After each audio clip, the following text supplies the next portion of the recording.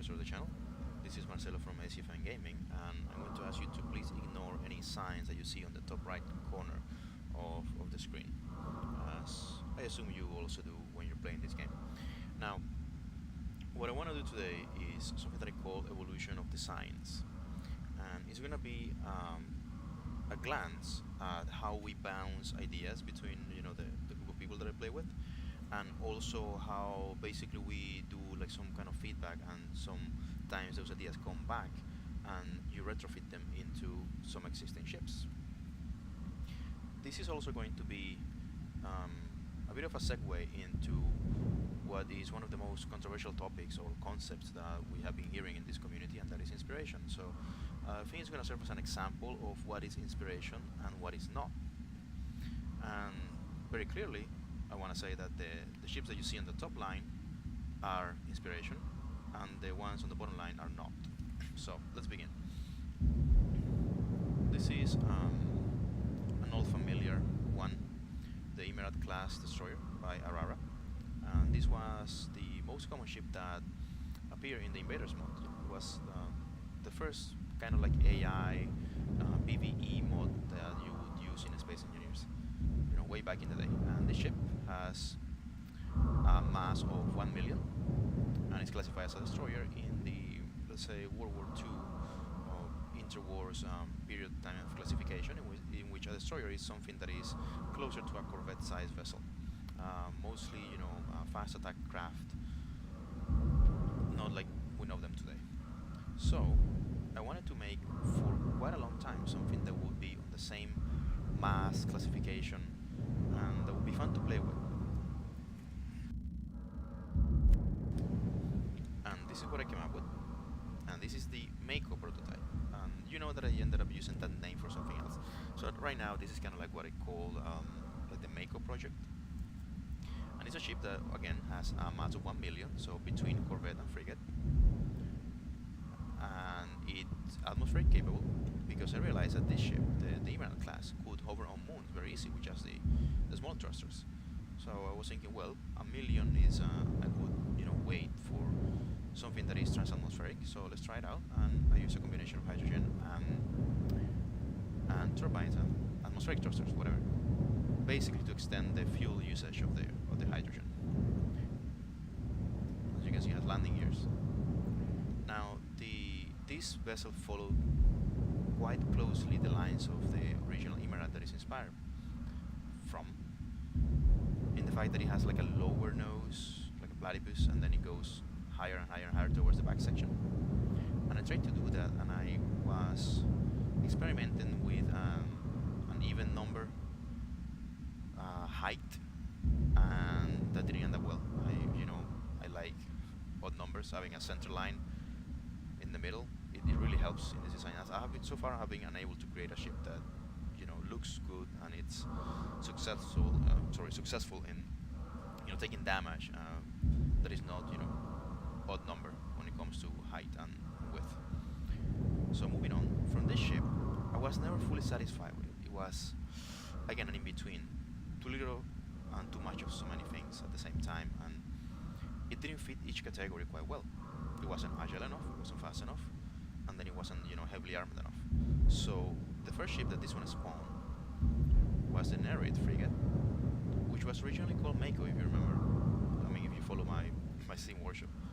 Then I decided that it wasn't full within the naming conventions that I was using, and I used to call frigates shark names.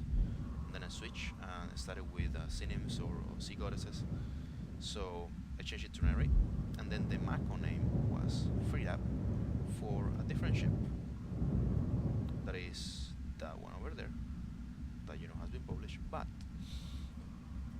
the thought of having something like this still lingered, and I began developing this thing that I have yet to name, still called Mako.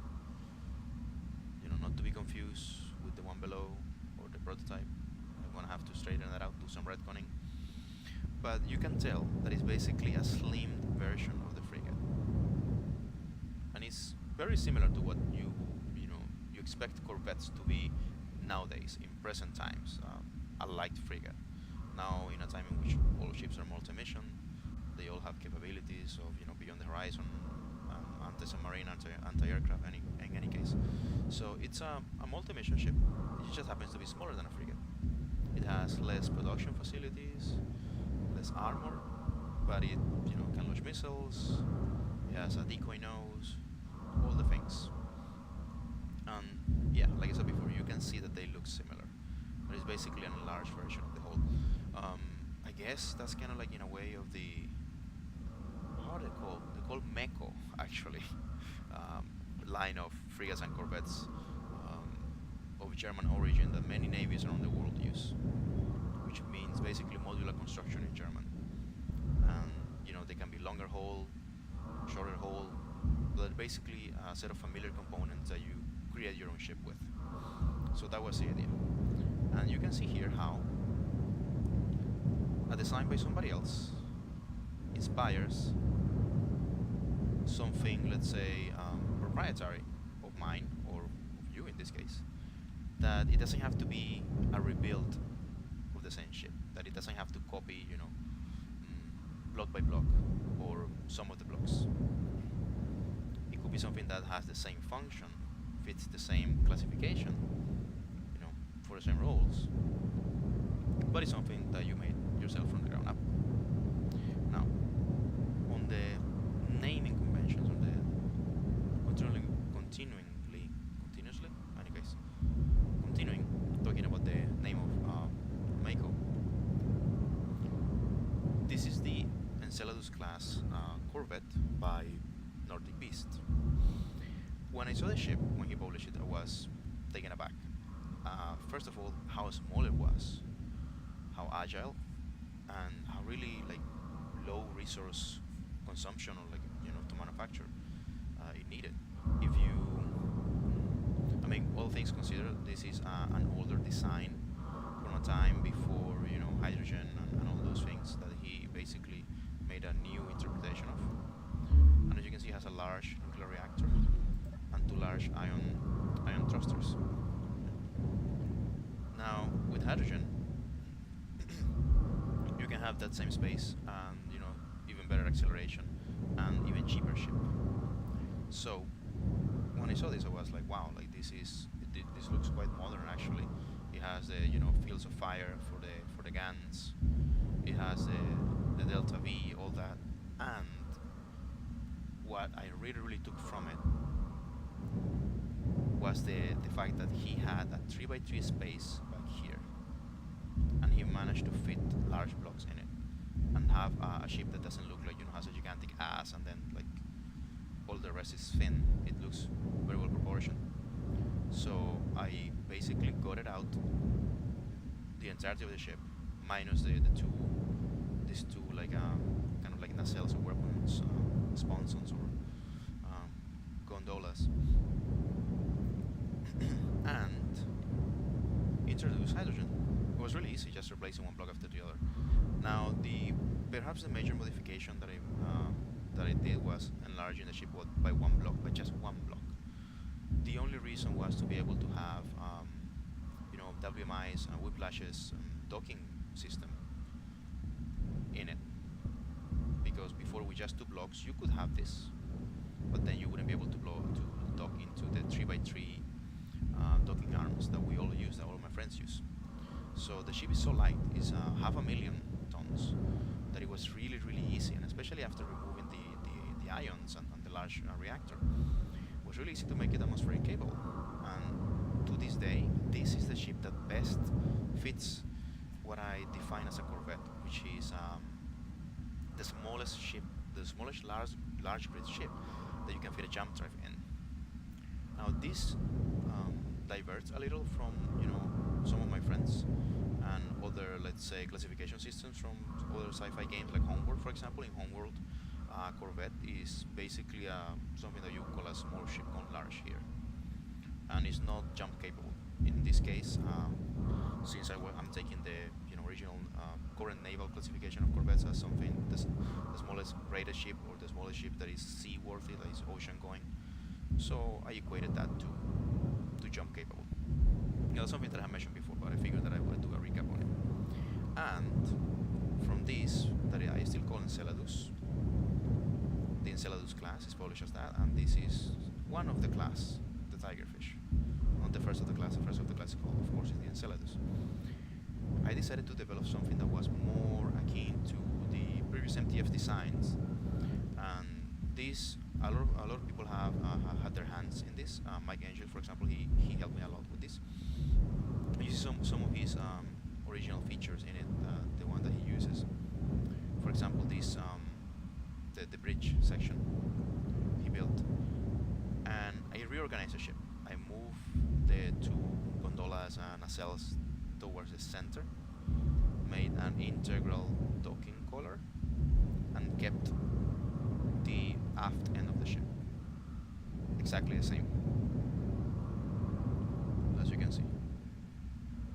Now this ended up being a bit heavier with all those features added, especially for the missile system.